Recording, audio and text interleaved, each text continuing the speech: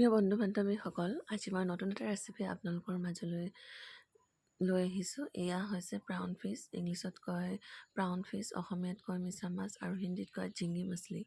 আৰু এইখিনি মই কেনেদৰে বাকলিখিনি গুচাওঁ তাকে আপোনালোকৰ মাজত শ্বেয়াৰ কৰিছোঁ। এয়া এনেদৰে খুব সহজ পদ্ধতিত বাকলিখিনি সহজতে গুচাই ল'ব পাৰি। এই বাকলিখিনি এনেদৰে সকলোখিনি মই গুচাই ল'লোঁ আৰু বাকলিখিনি গুচাই অৱশেষত এয়া ইমান কম হৈ গ'ল। বহুত ডাঙৰ ডাঙৰ বাকলি থাকে মিছা মাছৰ, ডাঙৰ মিছা মাছ যিহেতু। সেইদৰে ইয়াত মই নিমখ হালধি সানি ল'লোঁ।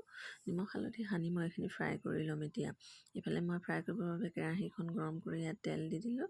তেলখিনি গৰম হোৱাৰ লগে লগে মই মাছখিনি সকলোখিনি মাছ মই ফ্ৰাই কৰি ৰেডি কৰি ল'লোঁ। এইখিনি মোৰ মাছ ফ্ৰাই কৰা হৈ গ'ল আৰু মই ইয়াত ব্যৱহাৰ কৰিম বিলাহী, আদা, নহৰু আৰু জলকীয়া মই পিচ কৰি লৈছোঁ। আনফালে মই ইয়াত পিঁয়াজখিনি কেৰাহীত দি দিছোঁ।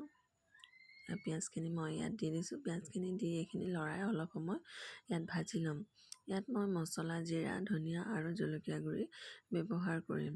আপোনালোকে নিজৰ পচন্দৰ অনুসৰি যি মছলা খায় তাক ব্যৱহাৰ কৰিব পাৰে। সেই গতিকে মই ইয়াত জিৰা 1 চামুচ, ধনিয়া 1 চামুচ দি এইখিনি ভালদৰে লৰাই লৈছোঁ। ইয়াত দেখিছেনে? ইয়াত মই এতিয়া হালধি 1 চামুচ দি দিছোঁ। কালাৰৰ বাবে হালধি দিছোঁ আৰু মই ইয়াত জলকীয়া গুড়ি 1 চামুচ দি দিলোঁ আৰু ইয়াতে কৰি ৰখা টমেটো চচখিনি ইয়াত দি দিছোঁ। বিলাহী, আদা, নহৰু, জলকীয়া যিটো পেষ্ট কৰি ৰাখিছিলোঁ সেই পেষ্টটো মই ইয়াত দি দিলোঁ। এইখিনি দিয়াৰ পিছত মই অলপ সময় এইখিনি ভাজি ল'ম। ভাজাৰ পিছতে ইয়াত নিমখ অলপ এড কৰি দিছোঁ নিজৰ সোৱাদ অনুসৰি। আপোনালোকে যি সোৱাদ অনুসৰি খায় সেয়া ল'ব পাৰে। আৰু লগতে এতিয়া মই মাছখিনি ইয়াত দি দিছোঁ। মিছা মাছখিনি মই ইয়াত দি দিছোঁ। এইখিনি দি ভালদৰে লৰাই লৈছোঁ। দেখিছেনে মই কেনেদৰে লৰাই দিছোঁ, মিক্স কৰি দিছোঁ।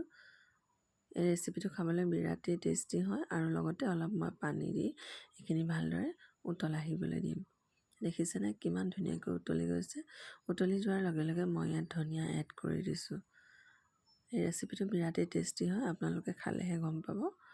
আজিলৈ আহিছোঁ, বাই বাই। অন্য এটা ভিডিঅ'ত লগ পোৱাৰ আশাৰে সকলো সুস্থ থাকক, সবলে থাকক, বাই।